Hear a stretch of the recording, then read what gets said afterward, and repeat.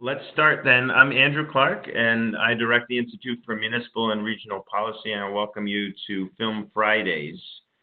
This is the first Friday that we are doing it, but as we are all experiencing a new world here, we thought it'd be a good opportunity to have virtual conversations about critical issues facing our justice system through virtual film screenings and discussions. So we welcome you here today. This evening, we plan to go from roughly about now until 5 p.m. The film that we're starting with is called The Worst of the Worst. It's a film that was put together by Yale Visual Law back around, I believe, 2012. We'll learn more about that in the discussion. But my first experience with it was as, at that point, interim director of the Connecticut Sentencing Commission. And there are roughly about 25 sentencing commissions in the country. Connecticut had one of them. It was fairly new, and we hosted the annual conference down at Yale, and we had a conversation there with Hope Metcalf, who will be joining us, as well as then acting Commissioner Jim Zarenda. It was a conversation about how a supermax came about and what Connecticut plans to do about it. And since that time, the population has gone down quite considerably. And even was in conversations during this legislative session about potentially closing. But as we know, as the pandemic hit, and following CDC guidelines, the DOC made the decision to send inmates who were infected with COVID there as an isolation unit. So I just want to say a little bit about the Institute. Our mission is for a just, inclusive society, and we see ourselves getting there by having the tough conversations, by having conversations about things like race and justice systems and inequality and historic racism and inequality. And certainly, Connecticut's experience with the supermax is part of that. But we are not about throwing bombs, as Bill Dyson, one of my mentors, likes to say, but rather about shedding light and holding the difficult discussions, because we believe by holding these discussions, we will get to a better society. We'll do that when everybody's voice is heard. I do want to mention in terms of that, we don't have anybody from the DOC here today representing their position, although we would like for that to happen, and potentially some of the attendees may be. And I'd like to invite anybody during the discussion and the chat portion to send questions, and I'll be able to send those over to Stan as we move along. But the way that this is going to work is we'll show the film for about 30 minutes, and then we'll have a moderated discussion. And we're lucky to be joined by Stan Simpson, a venerable TV reporter, former current reporter, and well-known journalist, and actually was the Vance lecturer here at Central Connecticut State University for a few years as well. And Stan will be moderating. But we're also, I'm kicking this off, but the next few Fridays will be primarily hosted, and people that are helping to host tonight are Josh Thoreau and Rashad Frett. I'd love for you guys to pop on your screens because Josh and Rashad are former CCSU film students. They were undergrads in the communications department who were brought to us by their professor, Jeff Teitler, as he was working with us to upgrade our video capacity. And they've been working with us for a number of years, first as student workers and then part-time after. And Josh now is working over at ESPN, and Rashad is getting his MFA down at the Tisch School, where his mentor is none other than Spike Lee. So as they find themselves during this pandemic really unable to do the type of work that they had been doing with us and with Rashad in school, we thought it'd be a great idea to pivot and host some film screenings and get their perspectives, as well as what is life like behind the camera and making these events. So Josh and Rashad, I thank you for being a part of this. What we're going to do now is we're going to show Worst of the Worst. And then we'll have that moderated discussion, which will go till about 5 p.m. And I know Stan will invite the panelists on. We'll have a conversation, and then we'll invite Q&A from the audience as well. And afterwards, I'll be wrapping up and letting you know about some of the other films we plan to show for the next several Fridays. So thank you very much. And Josh, the floor is yours. Not a problem. All right, I'm going to be sharing a file with everyone. You should be able to see it. And I'll play from my end, and please just make sure your mics are muted so we can all screen the film. So without further ado.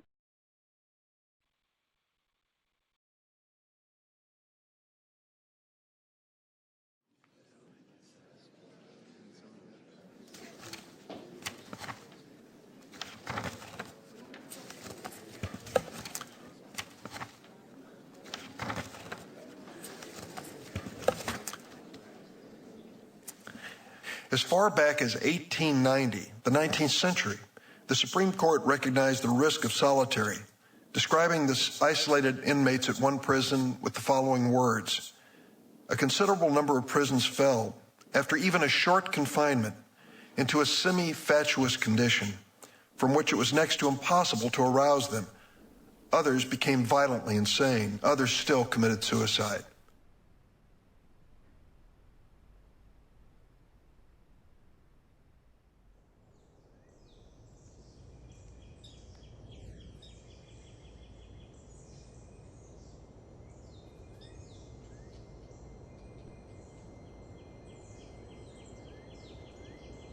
I came in on a wheelchair strapped down.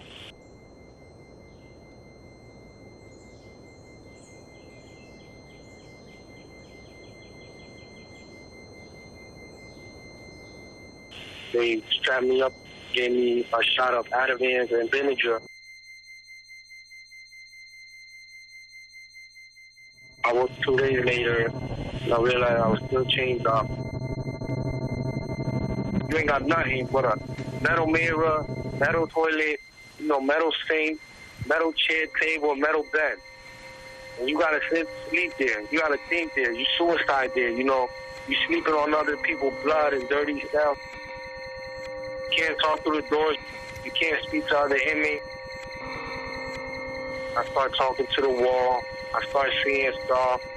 You can hear these voices and literally hear them, and they talk to you and tell you to do things, and you go and do them and not realize that you're going through this pain. And that's when I start calling myself, biting myself. And it all happens because of that self.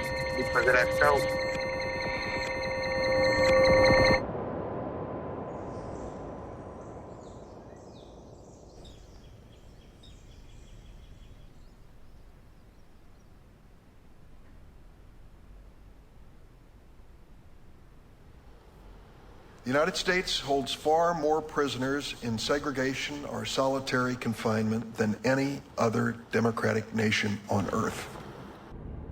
What do America's prisons say about our nation and its values?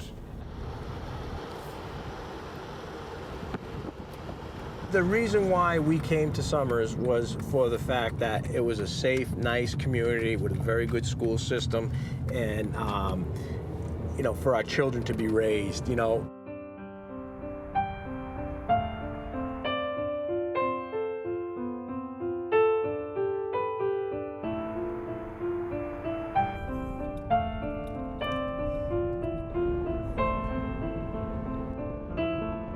There's a stretch along the road going into Summers, Connecticut, and suddenly you say, oh, okay, this is clearly where all of the prisons in Connecticut are. And then you go past 1, 2, 3, 4, 5 prisons, and then at the very, very end of the line, there is Northern.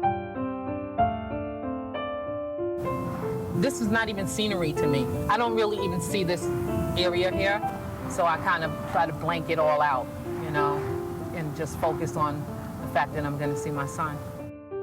Water tower said it all. Everyone knew that the prison was at the water tower. Summers was known. If you were anywhere in the state of Connecticut and they said where you're from, you'd say Summers, and they would say, oh, that's where the prison is. This is the main entrance. Is this, you know, it's where I grew up.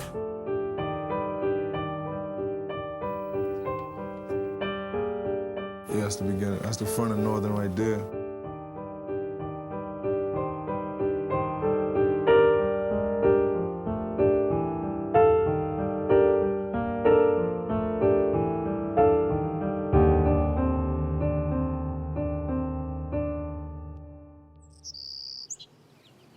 There's a lot of good memories here, a lot of great friends, a lot of nice people I met, and a lot of crazy experiences, that's for sure. But, you know, I did it and got out, and it was a good venture.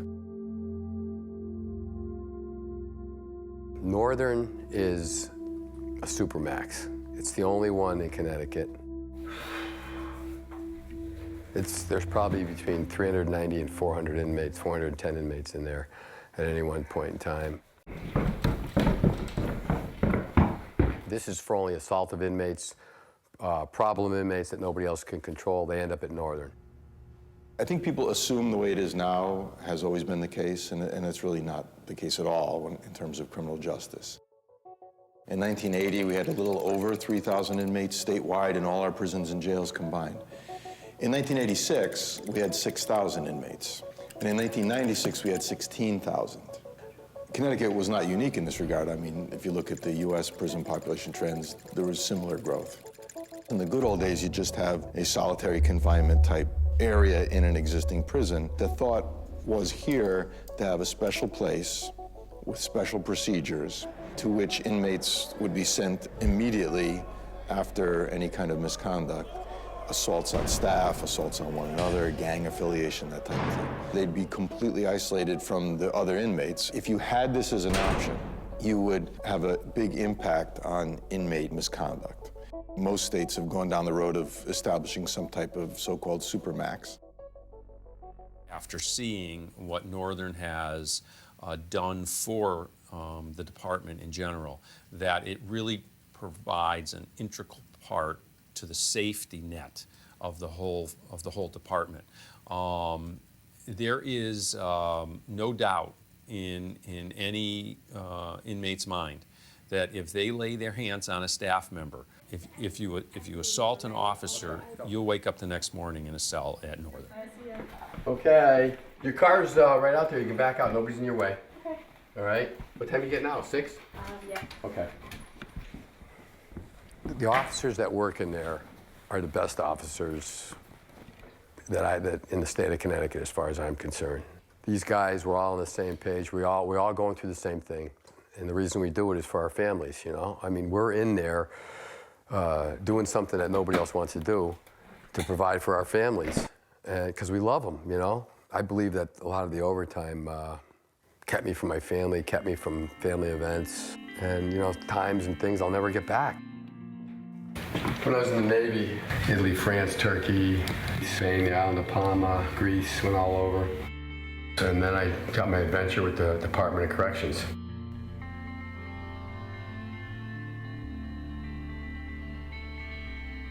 There's some horrific crimes that general public doesn't really know the ins and outs of. So I've seen inmates that I've worked with in general population for years come up to Northern, and their demeanor changes, and it could be accounted to that 23-hour lockdown. So, hey, how's Pete doing? I heard he transferred and stuff. Pete was actually a mental wreck, mental and physical wreck. So they took him out of there, and Pete's never been back since. Well, I was dealing with an inmate that I've known for approximately 14 years. I opened up the door, he came out, he swung at me, and he cut my throat. Got him on the ground, that's when I noticed I was bleeding profusely. I mean, I started going into shock. A razor blade, a makeshift weapon. It was a razor blade affixed to a plastic spork handle. If he had nicked my jugular, I was more than likely not survivable.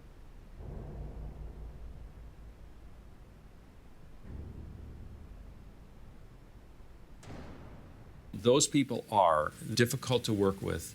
They have been for years, and these are really, and I hate to use the term the worst of the worst, but in a sense they are. Of course they're animals and they're monsters. Otherwise, that place wouldn't be there. Even their families have written them off, what families they have. It's actually all a blur to me because, you know, with running to court and going to visit him whenever he was allowed to visit and then trying to live my daily life, it's actually a blur. I couldn't even tell you, how long he's been in Northern this time. It just seemed like he's always been there. It's about an hour and a half of a drive. Visits in Northern are half an hour. It's behind a glass, and you're on a telephone. If you're lucky, you'll get a phone that works where you can actually hear without the static. We've gotten accustomed to using the same booth. When I get there, I'll make sure that if there are other people coming into the same unit, I'll make sure I get in there first so I can get the good booth.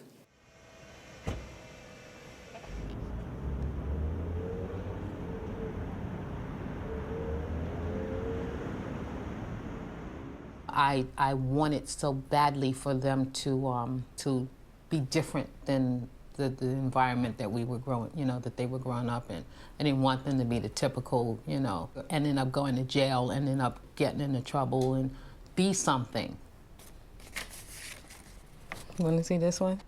In the beginning, I was sending him the original pictures, and then I started making copies because he told me that a lot of times they would go through your property when you're moving from one institution to the other or one cell to the other, your things would sometimes disappear. They knew college was not an option. You were going to college, and both of them went to college. Just almost as if like I failed.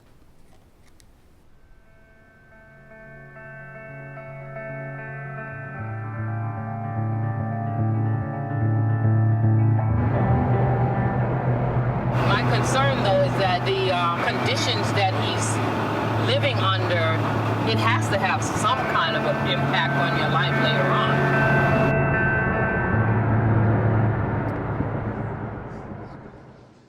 This was prepared as part of a trial.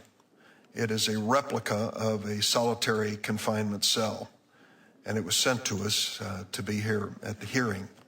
I stepped inside briefly before the hearing started, but there is no way that a brief visit there could give you any feeling for what it must be like to spend extended periods of time, hours, days, weeks, months, years, in that confining space for 23 hours a day.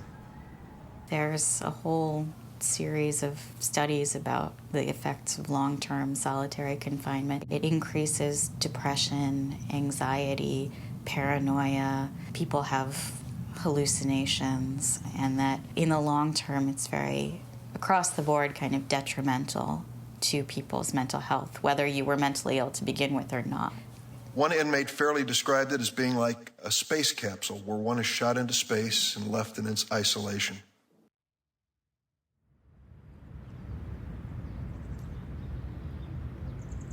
My first time there, all I thought about was suicide. The smell, the environment, the people, the treatment. The first thing I'm about to draw right now is the bunk beds. On the wall, you have a light. This right here is the toilet. Your toilet will be right next to your desk where you eat your meals at, your cellmate eats. There you use the bathroom and everything.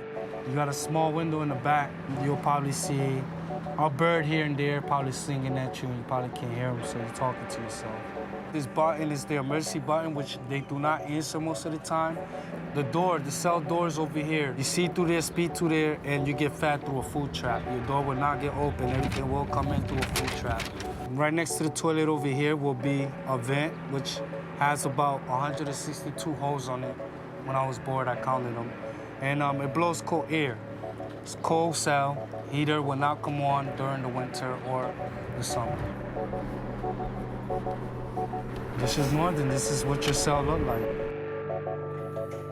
It's basically somewhere that I don't pray for anybody to go to. The UN Special Rapporteur on Torture recently said that his research has led him to conclude that after 15 days in solitary confinement, that there is irreparable damage. Where I currently work now in a medium security, they can go out into a rec yard, into a huge rec field. They can play frisbee, baseball. Can't do that at Northern. Even the rec yard has 14-foot walls with a cage on top of that. When we were designing it, there was a desire that their first experience would make an impression. The limited environment, the lack of stimulus, and it's all about essentially the hope, the belief that these individuals can change, that then they put them through this drama. There's nothing soft. It's hard, and they wanted that. Northern, and really any supermax facility, is like stepping into a hall of mirrors. You're let out onto this extremely long hallway. It feels like it's a half a mile long. It's not, but it basically extends the whole length of the prison. And what is that corridor like? It's an interesting part of the design. In the concrete, there are stamped large numbers. 1. Once the inmate is placed on administrative segregation, he's in what we call phase 1 of the AS program. It is about 120 days long. You go down this long hallway. It feels like you're sort of walking forever. Big, they're like super graphics. 2. Phase 2 is the first 30 days are still in full restraints, but as they get to 30 days, they come off of their full restraint status. And you just walk down and down and down until you're at the end of the hall. They see visually, it's a long road. You have 3. As they go to phase 3, we introduce additional programming.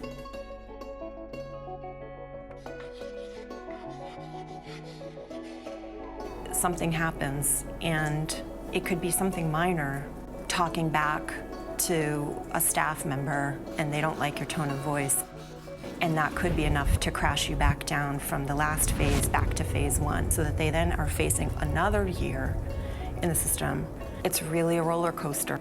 This is what they intended to be, is to have a lasting impression. The average inmate, if they're doing the right thing, between 10 to 12 months, they could be out of Northern and back into a general population inmate. We do have inmates that have been there 5, 8, 9 years. For whatever reason, they just don't complete the program. In theory, at least as it was designed, Northern was for very sort of unique situations where you had extreme misconduct by an inmate, which just cannot be tolerated. It's really the ultimate sanction within the Department of Corrections, to be sent to Northern. And I think the end result was almost predictable, really, when you think about it. And that is that sending inmates to Northern became too easy of an option. When I first went to jail, I was like 17, so I was finishing high school. Well, I wasn't sentenced, I wasn't convicted of no crime. Actually, the charges got dropped.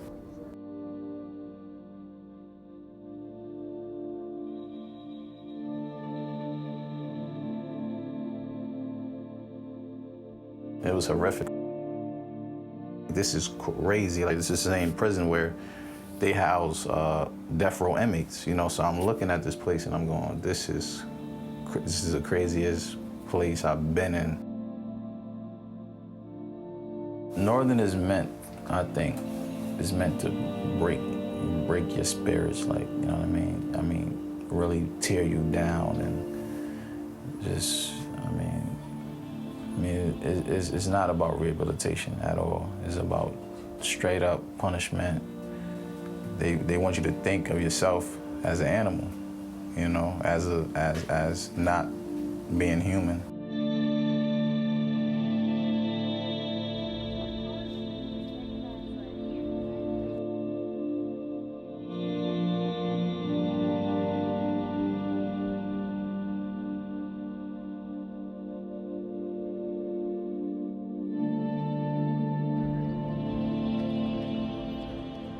I didn't want to live. I was lost. I felt like I couldn't do anything no more, so I wanted to give up. So I started harming myself. I would cut myself depending what I have nearby. I'll break a battery, make a blade out of it, drink chemicals, bite myself, you know, things like that. They felt that Northern was a place for me to help me with my mental health issues. So that's what they said, that I would get better treatment. But once I got there, it been the whole opposite around. I was hearing voices left or right, kill myself, kill this person, do this, you know. So every day I was having struggles. It just overpowers you. So, you know, you got no choice but to stay there and hear them voices and probably obey them.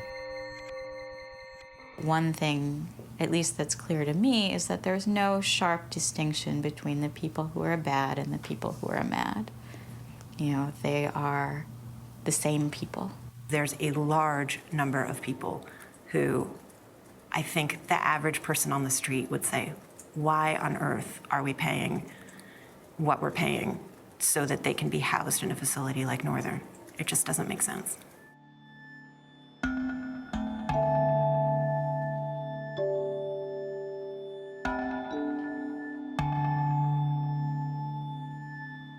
Are we using Northern for other populations that maybe could be handled somewhere else? Yes, we are. And was it because there was room up there? Again, yes, they're maximum security cells. They're very secure, and we can find ourselves saying, well, let's use that. We've got it. What we do know is that in the past, inmates were released directly from Northern.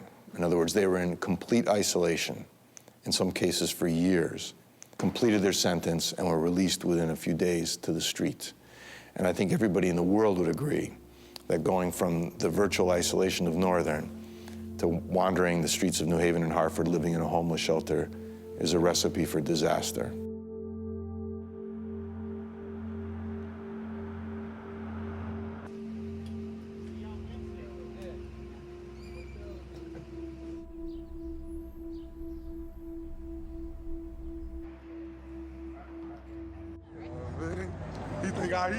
He think I was gonna recognize him, you know what I mean? I just ain't want to interrupt. Yeah, you know been so long, he think I was gonna recognize him. Yeah, they had Uncle Northern, man. You heard of Northern? Sometimes you look out the window, you see things, and you just gotta be strong enough to know it's coming from you.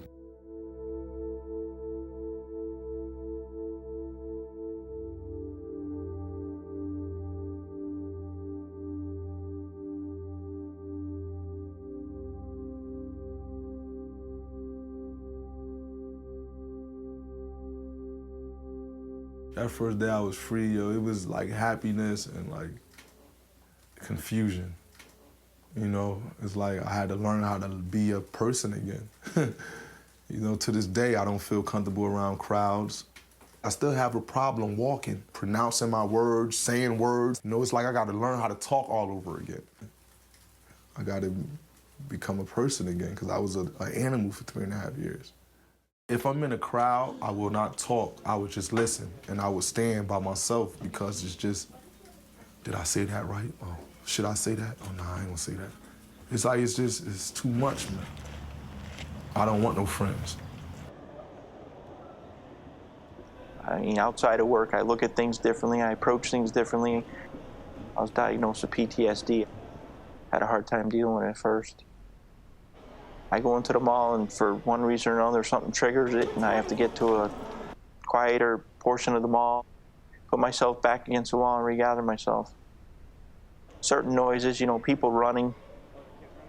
When you're in prison, people running, that means they're responding to something, an emergency. So when you see people running, it's initially you want that, you get that jump, you get that, I'm going to react, I'm going to respond.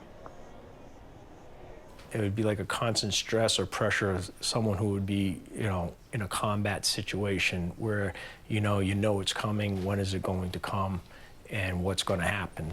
I've seen, you know, staff members, their whole personality change.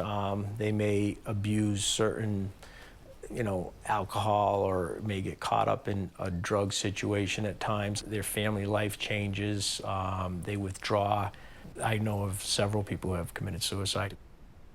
The COs themselves are trapped in this house of mirrors, and all they're seeing is the day-to-day struggle between us and them.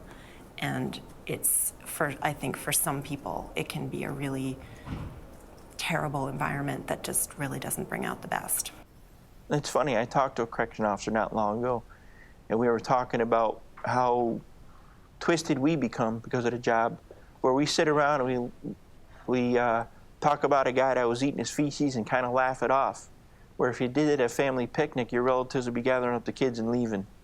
They had a rule set in where, they never implemented it, where you can only work at Northern for 3 years because of the mental stress it causes.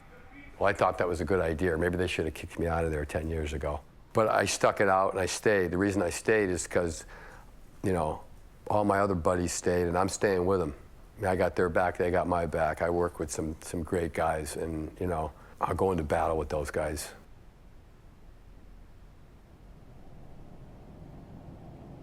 You have to strip naked every time you come out of your cell and lift your testicles, he doesn't say testicles, and turn around and grunt.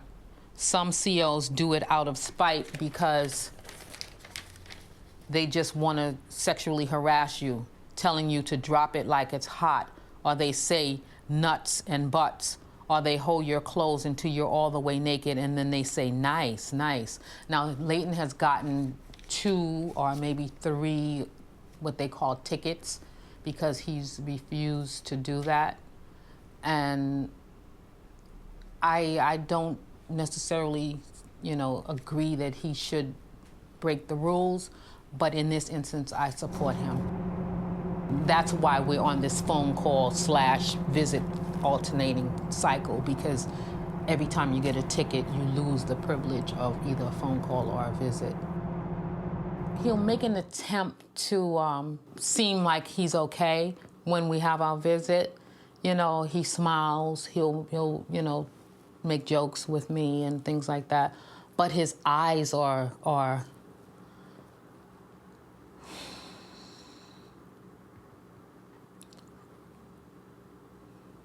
they don't reach his eyes, you know? I'm afraid for him. I'm afraid for him. What every inmate go through in Northern, you only could take so much, you know, and I ended up trying to hang myself. And what happened was a lieutenant came in there and instead of like opening up the door, cutting me off the noose, because I was unconscious, you know what I mean? And he maced me. Coughed up blood, I kept coughing, I kept coughing, I kept coughing, and they maced me again. And they kept macing me and told me to cuff up. Corrections Department of Corrections, Northern Correctional Institution, legal phone calls. I mean, I use that to write on. I mean, you come across a lot of numbers. There go another request I vote on. I can't free my mind 'cause they took my soul. Who's looking to save me? Who's looking to save me? Who's looking to save me? Who's looking to save me? Save me. When people are separated out, we do not reach our full potential as human beings. So the community becomes very important. So it's extremely important that human beings are a part of community and are not denied that gift. So just the idea of isolation, that word says that you're denying community. At the end of the day, you know, you're taking people and making them worse. And, you know, I think that's the problem. Okay, one more exit.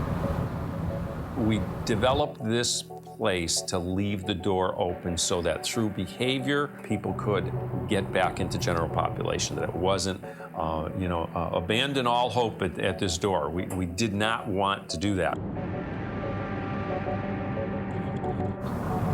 Then I felt like, you know, okay, we've crossed into the great divide. I don't want to make Leighton seem like he's some sort of, you know, saint or anything, because he should be seen as a whole person and not just the number, not just a prisoner. You know, even though I know that there's a light at the end of the tunnel, it seems like I can't see it sometimes.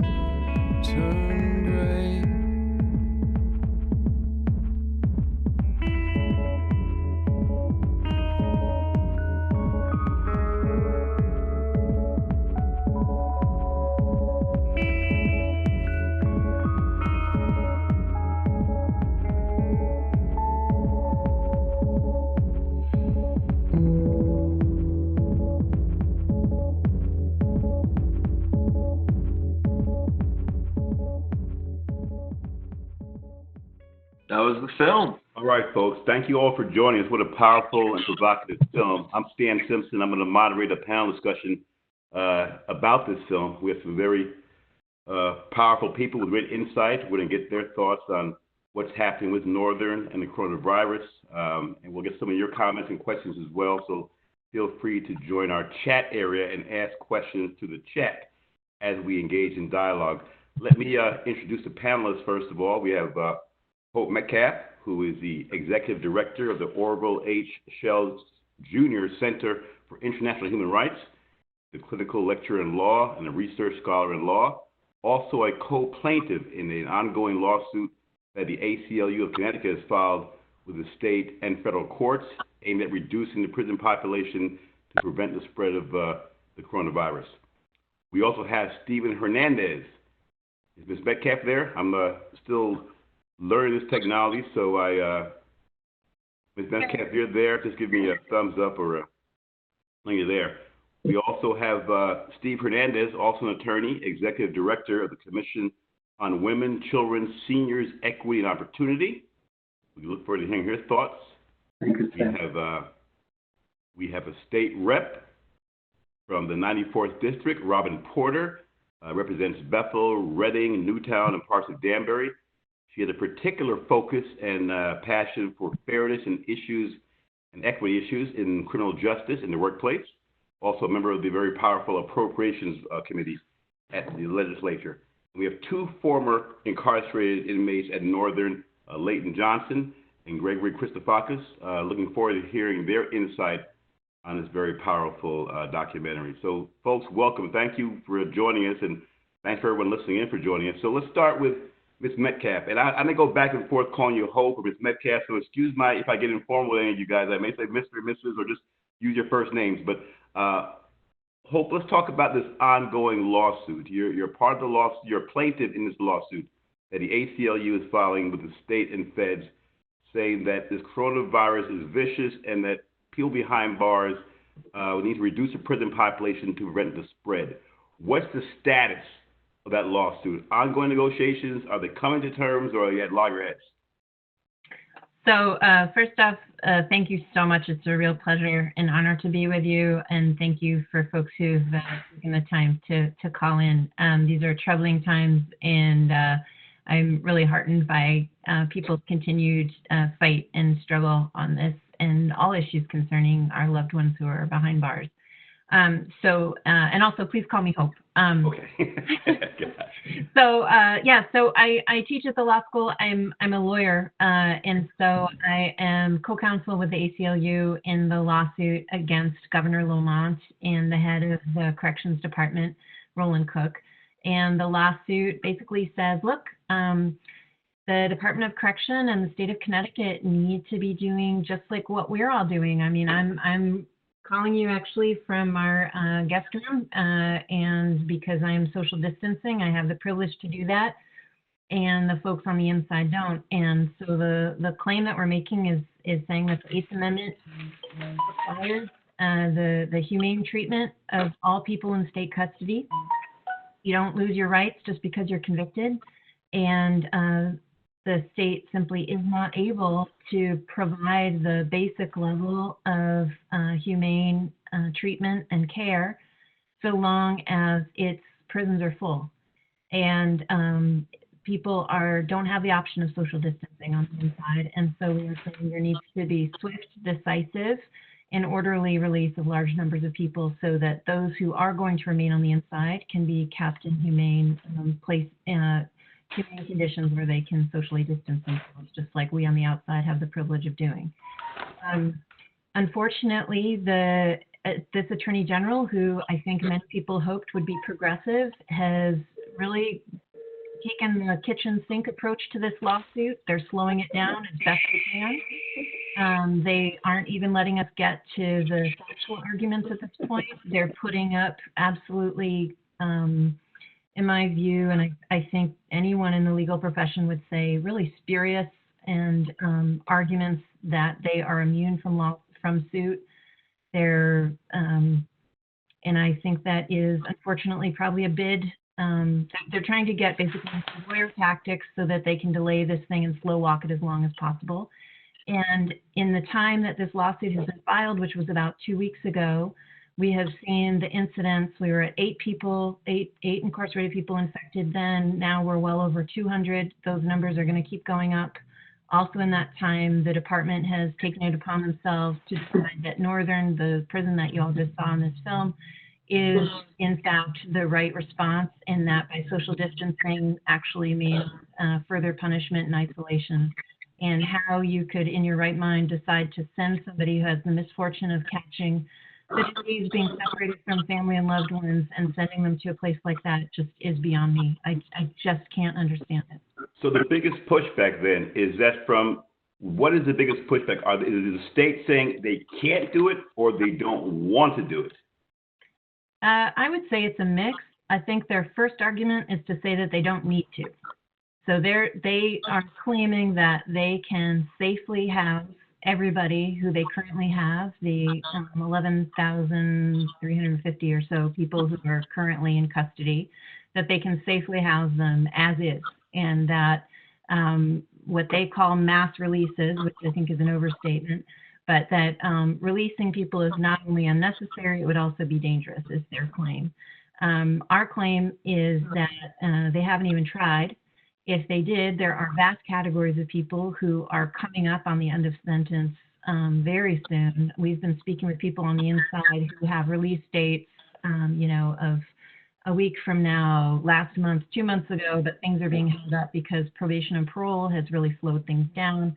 And meanwhile, we're talking to family members who say, look, why does he have to go to a halfway house? Can he just come home under the circumstances? And then we're also talking to people who are, maybe they committed violent offenses long ago, but the truth is that they are now older, they're wiser, and there's certainly no question they could be released, if not on a sentence modification to say that they could be released for good. Certainly they could be released on medical furlough to wait out this pandemic so that they can take the same steps that we can. I want to get some thoughts from Leighton Johnson and Gregory Christofakis, 2 folks who were formerly incarcerated at Northern. We'll start with Leighton first. What was it like? I mean, this is a place that's called, it's a max security prison. It's $100,000 per inmate in the state to take care of inmate versus $44,000 for other inmates.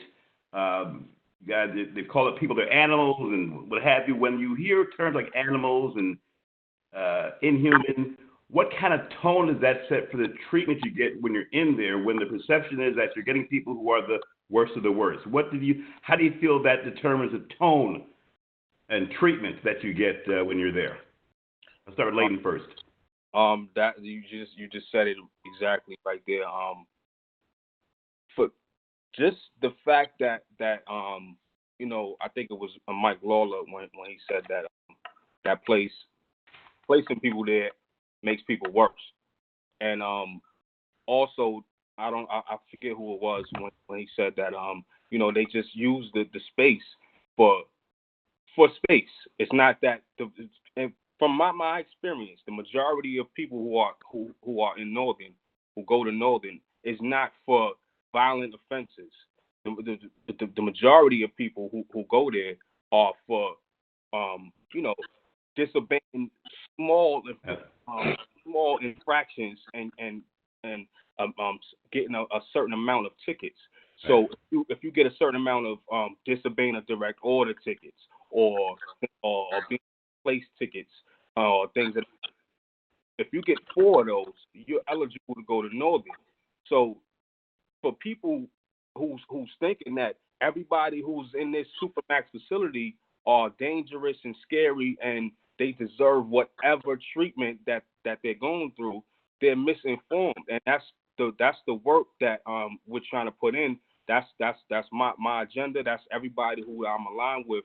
Our agenda is to point out the real, because what's being put out there and the interpretation about what people who are inside there is absolutely wrong, and that documentary was self-explanatory about what takes place in that place.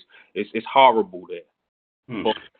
For anybody, for them to come up with the idea to send people who are sick to a horrible place like that is unfathomable. It makes absolutely no sense. But then, you know, with people who think like that, then it does make sense for them to do that. I'm not even surprised. There were two storylines. Sorry to cut you off there. There were two storylines that developed in the documentary. One, that Northern is a particularly inhumane place that's extremely expensive for taxpayers. And number two, it's a particularly inhumane place to send people who are sick with the coronavirus. Greg, your thoughts. You were in also in the Northern. Your thoughts on what it's like there. Well, my thoughts are quite clear. When I saw the film and the cells and everything, it just brought back such memories, such trauma.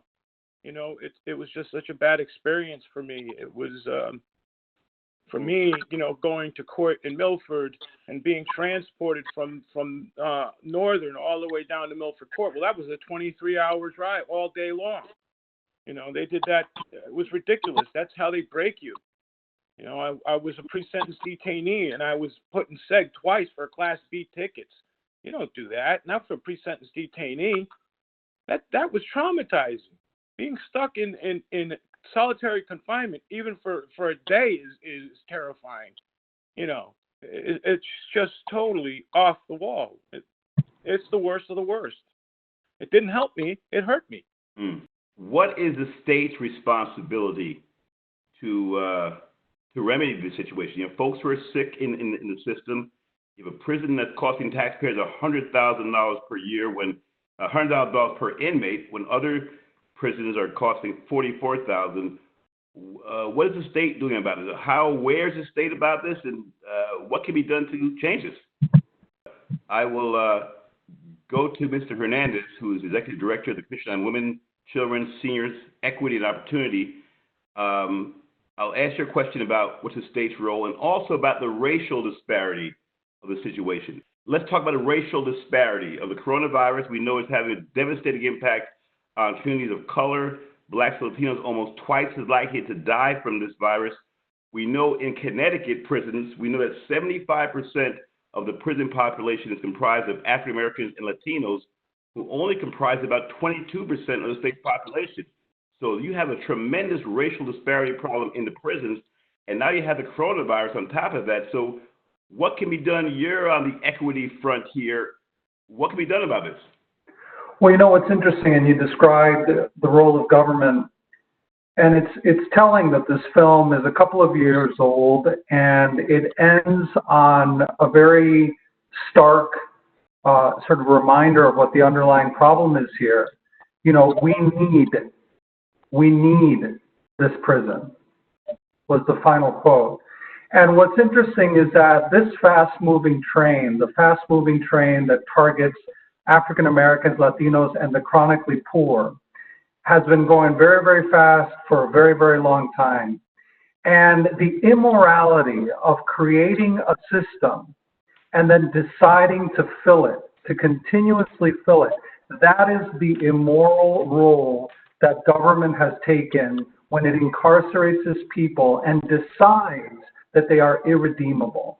And the problem is that because it was established in that way, in a way that decides that certain people, because they are black, because they are brown, or because they are chronically poor, cannot be redeemed, what happens is that it doesn't matter what happens. It doesn't matter whether there's a plague. It doesn't matter whether there are food shortages, whether there are more and more people who are being solitarily confined, who are being imprisoned. It doesn't matter because the fast-moving train cannot be stopped. So what happens is that a situation like this, an emergency, only makes it worse because the decision that black people, brown people, and chronically poor people cannot be fixed was already made. So when you say, what's the role of government? Government has to be populated, has to be depopulated by people who believe that people, simply because of where they are or the color of their skin, are irredeemable, and it needs to be populated with people who understand that every single person, every single soul has a chance at redemption when given. Let me play devil's advocate for this. I'll put on a DOC hat for a second, okay? And I'm corrections, and I'm saying, listen, we've got these inmates. They're supposed to be serving a sentence. There are victims out there, and so we have to think about them. So we're trying to make sure they serve their sentence appropriately. Yes, we understand there's this horrible virus, but we're putting them in a secure place. They're isolated. There's plenty of space available. We can get them medical care. And hey, guess what? If we release them en masse, that may cause more problems for society to release them just outright. How do you respond to that? You know, what's interesting is that's when you take arsenic and you make it look like icing and you put it on a cake. It's still arsenic. And here's the problem. Is that we have set up our first responders and our first providers. It's a setup. You see our corrections officers who are coming out of this stress. They're coming out of it committing suicide because they realize deep down in their hearts that this is not right. So we as government, we as people who create these institutions, and if we're not undoing them, we're perpetuating them. We as government are setting up not only the people that we are incarcerating, but the people who we are putting in charge of their care. And no one comes out of that institution well. No one. If the young man who was speaking in the film who says, I can't sit around a family gathering and have an open conversation about all of the things that are going through my mind because of the trauma that I experienced or that I caused, that is not a well person. So we're setting up our first responders, our first providers, and when we are promising rehabilitation, either to society by saying, you know, we are going to incarcerate because people need to repay their debt to society, right? Repay their debt. What we're actually doing is saying people are irredeemable, and it doesn't matter what you repay to society because once we are done with you, we're done with you, and that is immoral. Pope, your thoughts on that? The devil's advocate question. State corrections, we're doing all we can. We can't release prisoners in mass. That's irresponsible. Yeah, so, I mean, I guess there's a few different points on that front. So one is that, you know, if you look at the actual numbers, you know, just some statistics here. So these figures are as of Monday. There's 11,315 people on the inside.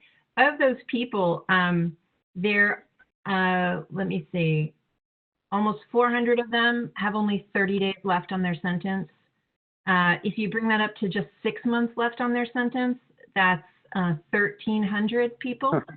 So if you were willing, if the governor was willing to say like, hey, you know what, we don't know how long this thing is going to go, but we have concluded that everybody is safer the more we depopulate the prisons, and we're just going to let you out on, what the federal, even, Bill Barr, Trump's attorney general is letting people out on home confinement for those near the end of their sentences or those who are elderly or have underlying conditions.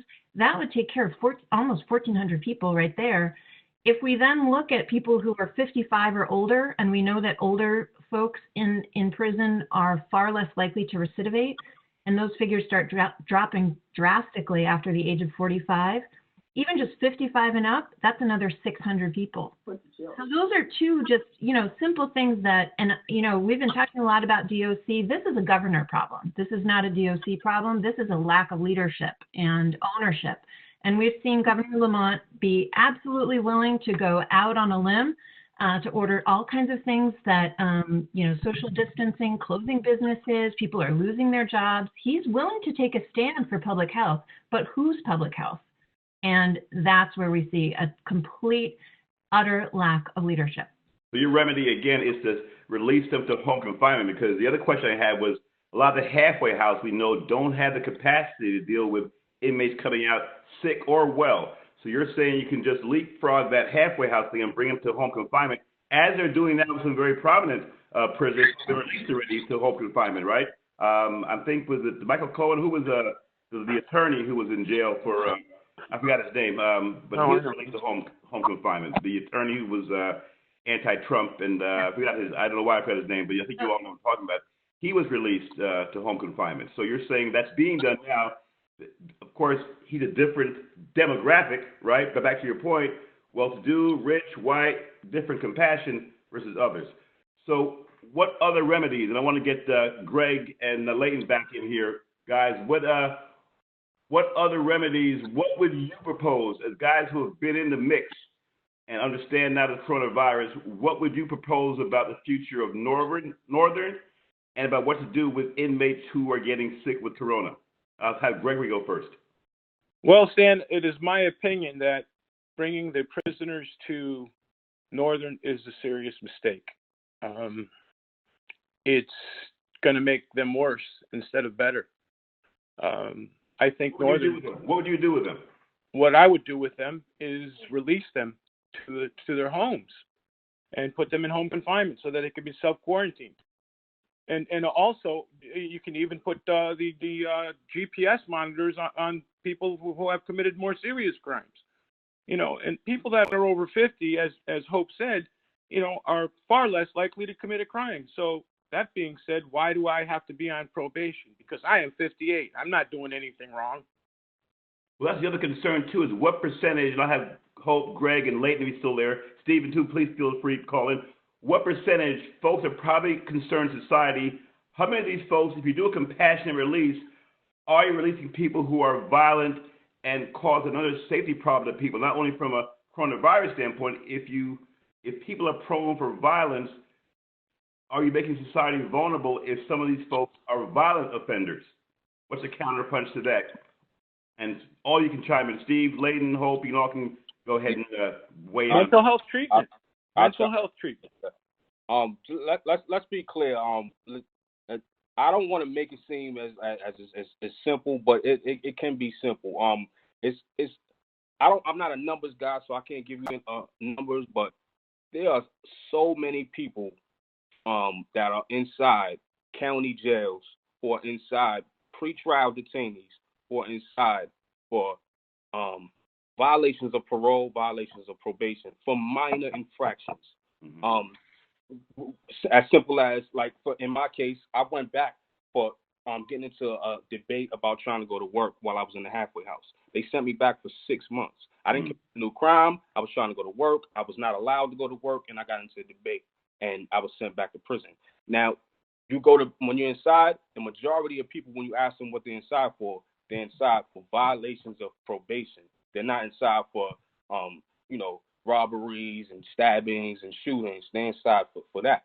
So these people can easily be released. And to piggyback on what Greg said, if everybody's on home confinement anyway, people who don't consider themselves criminals, just regular people are on home confinement. If you so worried about people being released, you can send them home. If they have a home to go to, send them home, put them on a bracelet, and let them be in contact with whoever in the court system so they can know what's going on with these people and monitor them. There's absolutely no reason that they have to be inside and be subjected to catching the disease that's going to make them die. They haven't even been sentenced to anything yet. So why are they subject to this? And that can free up a lot of space for people that they can separate people and not send them to Northern, send them to separate people and put them in places. There's other jails that were shut down where they can open up and separate people and not send them to a place like Northern. Right. Release these people, and like you said, a lot of these people are elderly. I've been inside with people who have no legs. I've been inside with people who have cancer the size of a grapefruit on their shoulders and their neck. You think these people are gonna come home and be out here running around, running in your house and shooting and these are people with threats? They can go home to their families and serve out the rest of their time. A lot of people only have 30 days, 90 days left. It's all about humanity. They don't see people, especially blacks and Spanish people and poor people, as humans. You see, the guy said. So the point is, they don't see us as humans, so it's like they're dispensable. All right. Mr. Hernandez, Steve, what role should victims play in this? It's a very important conversation, a lot of different advocacy points. What role should victims have in this? And if you had victim support, would this help this whole dialogue? Well, communication is critical because I think anybody, it doesn't matter whether you are a victim, and we represent victims as well in the commission. It doesn't matter whether you're a victim, whether you're a person who is walking down the street, whether you're a person who is crossing the street. You want to be safe. You want to feel safe. If you're a person who is institutionalized for committing a crime, you want to feel safe. So communication is critical. And I'll tell you, this doesn't, just because something is not easy, just because something is difficult, it doesn't make it an excuse to not be humane.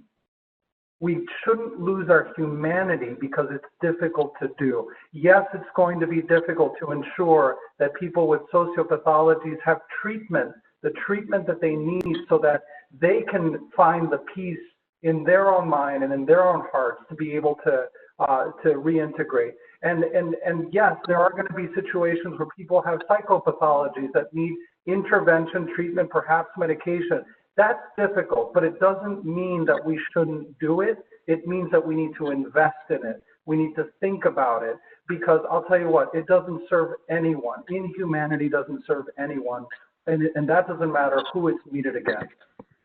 If Connecticut went with the early release route, the compassionate release, mass release, it would not be setting precedent here. I've been reading a couple of states, I believe Maryland, and Hope can probably help me here, at least one or two states are already going this route. Is that correct, Ms. McCabe? I believe Maryland, I know I posted something on Facebook where Maryland, I think it was Maryland, released many inmates early. I think some of whom weren't ready to be sentenced yet, but still don't know what Layton was saying, but they did do a release of prisoners. I'll try to find my post, but I know there are a couple of states that are actually doing this. Mm-hmm. Yeah, that's right. And some unlikely states too. I mean, it's, for example, North Dakota was one of the first to do it, a very red state.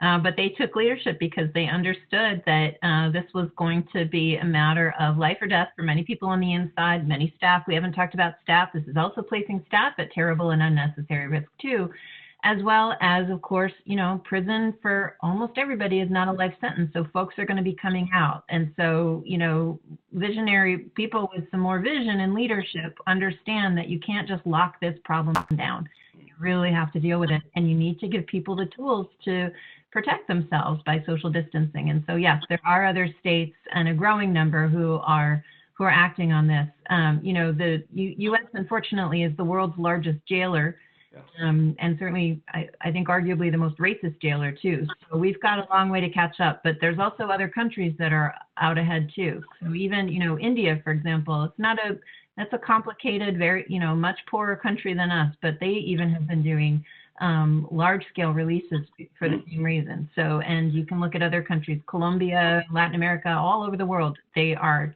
facing the same problem and recognizing that they need to get on top of it. At $100,000 an inmate, that is quite a budget account line, right?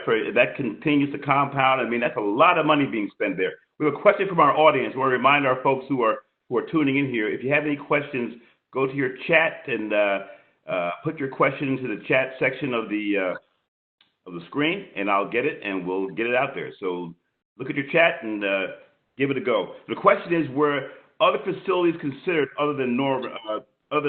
Were there any level 2, any lower level facilities considered to send inmates who were sick with the coronavirus? And Steve and Hope are probably experts on that. Do you know if they had any? Why Northern? Why did Northern jump out, not maybe some other facility? So I don't have a good answer for that. DOC hasn't explained it. I mean, what they have said is that it is. I think the thinking is that the structure of the facility means that you have people who can be managed with relatively very little staff interaction, so that you can basically just get 2 bodies, put them in, lock the door, and that's it. So notably, folks who are up at Northern, we haven't mentioned this, but the folks these are people who have done nothing wrong, they're just sick. They're not even being allowed to come out of their cells for showers for, 2 weeks, so long as they're sick. And so were other places considered? I'm not sure that they were. It seems like this decision was made quite hastily. Should other places have been considered, and would they be more appropriate? Absolutely. We have Enfield, so Connecticut actually has done a good job in recent years of decreasing the population, not as much as we would like, but some. And so there are facilities like Enfield which have units, and you could actually safely put people into units and manage them. There's no reason why you can't quarantine folks who are all sick, but let them have access to shower, phones, etc. They're not going to get themselves sick. So where are the unions on that? I'm curious, where are the correction unions on this and the workers at the prison? Because it's a conundrum for them. On one hand, they can get infected. We know there's about 224 staff members who are infected now in the system, along with 321 inmates. So we know that's going to be growing. It doesn't get lower, it gets higher. So if you're a worker in the prison and you advocate for prison release, right? 1, you're helping to protect yourself.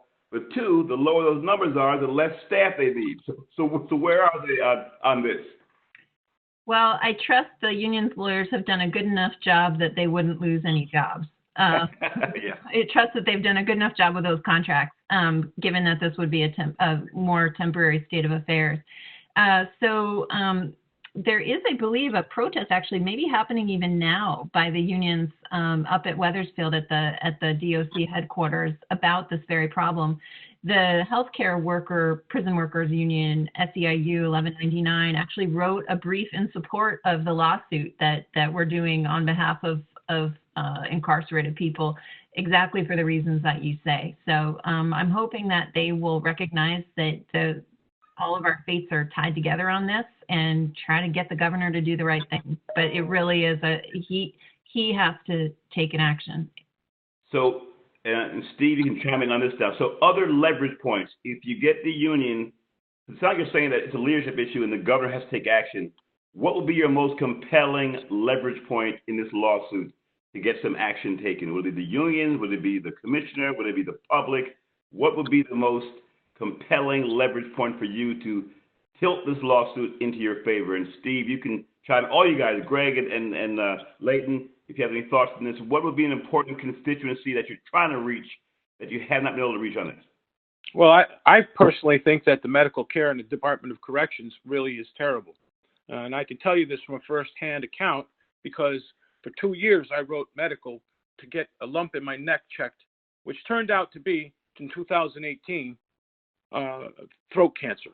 So, I had to have surgery, had to remove 4 tumors. I was then put into hospice, where I was released from there the day before my release, they didn't have anywhere for me to go, so they were going to put me into a homeless shelter. Mm. And if it wasn't for my good friend Greg Andrew and his wife, I would have been in the streets homeless. Well, you know, I'm going to go to an audience question, and you all can come back to this question. I want to go to an audience question. Again, continue to remind our folks out there, if you have questions, send them into the chat. I am receiving them.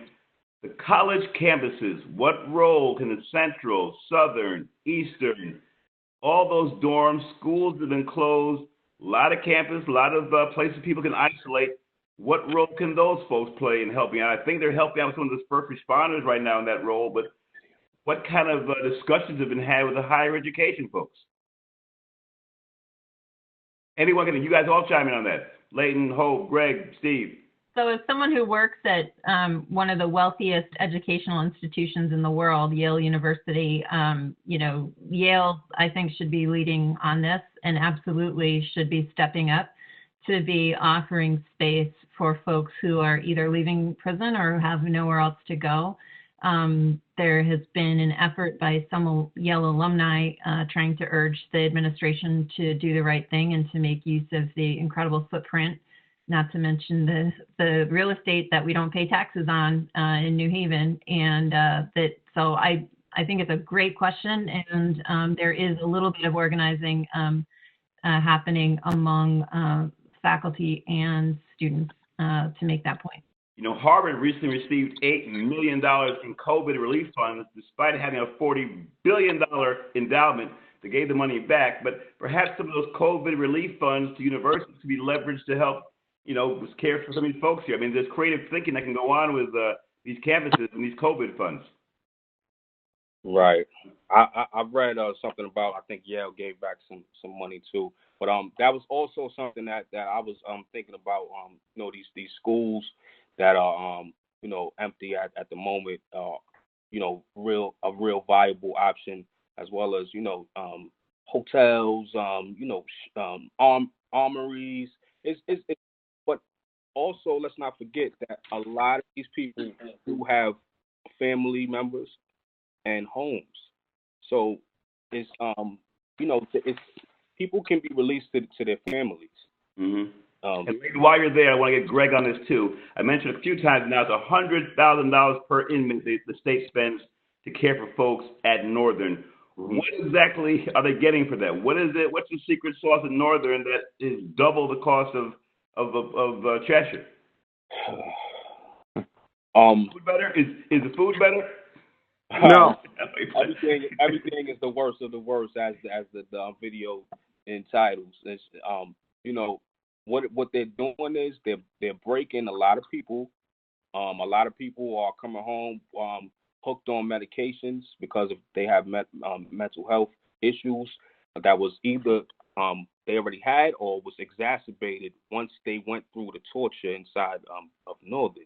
So a lot of people are benefiting off of people being tortured and turned into, and a lot of people are benefiting from this. And even the town of Summers, I'm pretty sure they're benefiting from this. But what people need to understand, even if you have a disdain or criminals leave a bad taste in your mouth, and you hate anything that's associated with criminals, you have to understand that people who work inside are coming home. The people who work inside are the people that's going to be in the CVS with you, who's going to be in Stop and Shop with you, who's going to be in the church with you. These are people who, if you do not work on the thing that's virus that's ravaging the prison system, and it's 2.5 million people inside prisons, it's gonna affect you regardless of how you feel about people who commit crimes. So for people to say that it doesn't affect them and they don't care and that's their problem and let them deal with that, it's gonna be an everybody problem. Greg, your thoughts. What did you find in Northern? How would you compare Northern to another prison? What did you find? Where's that money going to? All I know is that while I was there, it was terrible. You had to be handcuffed. You have to kneel behind your hands behind your back, get your handcuffs put on. and it was just terrible. The leg irons to go to the shower. You couldn't take off your BVDs. It was just terrible. Is that where all the money's going for the extra security? I mean, I really, that's crazy. I don't understand why it's $100,000 a year. $100,000 per inmate per year. That's an amazing per inmate number. per year. Yeah, that's an amazing number. Hope, other thoughts? Well, Steve, go ahead, I'll Steve. tell You you, want to comment? Sure. You know, what's interesting about, what's compelling about emergencies and what's compelling about disaster is that it brings out the best in people, and it showcases what is the best about our systems, what is the best about what works, but it also really highlights what doesn't work. We knew that Northern didn't work as an institution when this film was done. We knew that treating people inhumanely, keeping them confined in that way was a recipe for disaster. We knew that we were setting up not only the people who were going there to be incarcerated, but also the people who were going there to work. We knew that. So all the virus has done is that it's brought it right in front of us. And listen, this is a huge task confronting this pandemic. Every single person in the world has been impacted by this in some way. And there are a lot of things that we don't know, Stan. And to be fair, you know, we're learning as we go, but there are things we do know. We do know that kids of color weren't going to have access to the tools they need to learn. We do know that African Americans were going to be disproportionately impacted health-wise because they always are. And we did know that Northern as an institution is a failure. You know, I want to change gears. We focus on the prison population, but Steve, you're also involved with equity for women, children, seniors. We know the senior centers or the facilities have also been hit very hard. Really still largely unreported stories. Kimberly Hall here at Windsor, I think, had 39 deaths. On a personal, my mother was a resident there years ago, but of a personal affinity, but 39 seniors in a senior facility, and it's happening across the board and still not being widely reported. The seniors and the prisons seem to be two populations that aren't widely being delved into. Thoughts? You know, it's really tough because very similarly, our seniors who live in high-skilled nursing facilities or even facilities that have modest nursing capability, it's a very similar situation. You know, the ratio of people who care for them versus the number of seniors is not enough. We are setting up people who work there to have to make a real difficult choice of going to work and risk infecting, by the way, the seniors, and then coming home and risk infecting their families. So all of these things we knew. We knew that these things were possible. We knew that our senior centers were underfunded and overcrowded. We knew that there's not enough equipment to treat all of our seniors. So again, very similarly, when emergency and crisis happens, the best comes out, but we are reminded of the things that we have not addressed that are the worst in our system. Okay, final question for all of you. I have all the panelists chime in on this. If you have your crystal ball, where will we be in Connecticut a month from now in regards to this prison situation and the coronavirus? Do you think that the leverage will tilt, will be in the same place, or will we regress? What do you predict will happen a month from now? We'll start with Greg first. Well, if Governor Ned Lamont doesn't go ahead and start releasing some prisoners, it's going to turn into a terrible disaster, which is unfortunate for the families of the inmates and for the inmates themselves. They have to be released. Governor Lamont, if you're hearing this, let me ask you a question. If that was your son or your daughter in prison, how would you feel? And what would you want to do? Really? I think it's going to tilt, and because there is growing concern, and ultimately, I think that we're going to see staff and the people on the outside come together to make some demands. I just hope that they have the wherewithal to act swiftly enough. My main worry is that they don't act swiftly enough, and then the virus is actually a reason to keep people in instead of letting them out. or that could be so catastrophic they have no choice but to do it, right? Where everyone has it now, they have no choice but to do a mass release, and that could be even more chaotic, right? Steve, your thoughts, crystal ball. So, I have a lot of hope in leaders, and I have hope in people. And I think that up till now, most of the leadership infrastructure in the state has been looking to the governor. I think that happens in emergencies. That's the first thing that happens. We look to a strong sort of centralized response. My hope is that in a month, the rest of the leaders of the state of Connecticut will come back to the helm. The three branches of government will be working together. The representative branch of government, the legislature, will figure out a way to come back to the legislature together. I know that they're working hard in their communities, but come back together to help this governor be informed, make the right decision by its people, so that the less and the least are not forgotten. That includes the people in our correction system, workers and incarcerated people. That includes people in our nursing homes and our kids. Any sense on where the Black and Latino caucus is on this? I know you're not a state rep, but you're probably wired in pretty good. And hope you can comment too. Where are they? I know that the Black and Puerto Rican caucus is champing at the bit to do something. And in fact, I know that the caucus right now is starting to organize around a lot of these opportunity gap issues for people of color and the poor. So stay tuned. I know that there is a real sense of urgency to lead, and there are a lot of Black and Puerto Rican caucus members. Some of them are on this call who are in the right place to be leading in this pandemic, and I can't wait to be working with them a month from now. In fact, a day from now.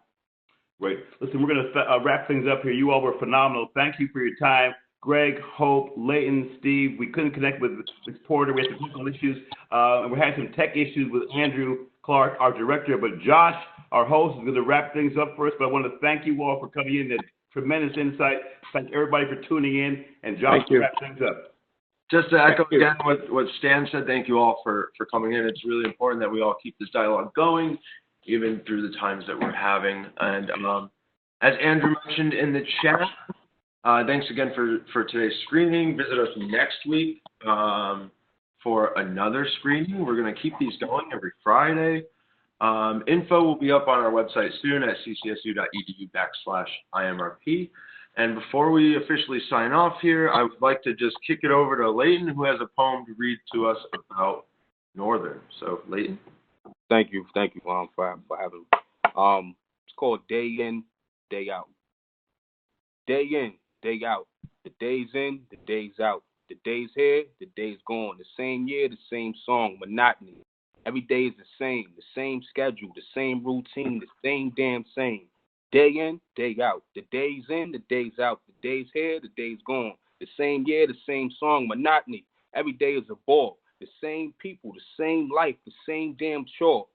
Day in, day out. The day's in, the day's out. The same year, the same song. The same year, the same song. The day's here, the day's gone. Monotony. Every day is so plain. The same old shit. Every day, the same damn game. Day in, day out. The day's in, the day's out. The day's here, the day's gone. The same year, the same song. Monotony. I'm about to explode. Let me calm the fuck down and keep my eyes on the road. It was something I wrote when I was inside Northern. It's pressure that you feel when you're inside those walls. I was in there for close to 5 years, and you feel helpless, and you feel trapped, and you feel just like an animal. And because you're trapped and you walk in cages when you go to recreation, and you're locked in for 24 hours at the will of a CO. You just don't feel like 24 hours. And it's just the same thing every day, every single day. And what kept me going was my connection with God, my relationship with my daughter and my mom, and just writing and staying off of those medications. And that was key to being somewhat sane. Just salute anybody who's going through whatever they're going through. Roland Cook said that this is a war. He said he's at war with us, advocates and protesters and people who's on the front lines. We're going to win the war. You can win these small fights, but we're going to win eventually. Pressure busts pipes. Thank you, everyone, for being on here. Thank you. Well said. Thank you for sharing. Salute. Thank you so much, Leighton. And there is still a bunch of questions that we did not quite get to, but I'm going to be working through some of those questions. I'll send out some emails to some of those folks And just to say, we hear you, and we're going to be keeping the conversation going. So thanks again to all the participants and the stories that have been shared. And on behalf of Andrew and everyone at the Imrp, we thank you all for being here, and we hope to see you next week. Everybody, thank you. God bless. Thank you. Stay safe. God bless. Thank you.